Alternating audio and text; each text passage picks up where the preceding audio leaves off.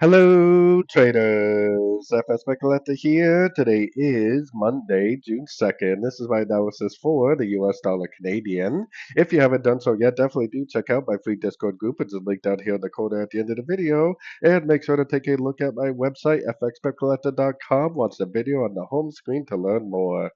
So, anyways, on the dollar CAD daily time frame, it definitely does have that 1, 2, 3, 4, 5 look.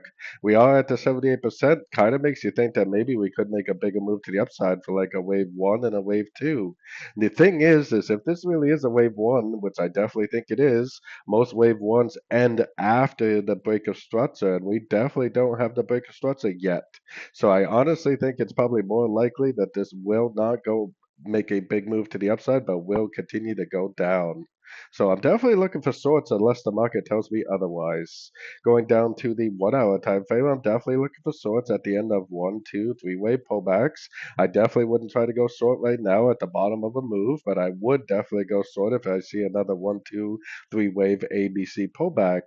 Unless the market gives me some sort of a significant break of structure like this, then I am definitely doing nothing but looking for three-way pullbacks to go short again for the continuation of the downtrend, at least until I get some sort of a reason otherwise, like a break of structure or a very significant higher low.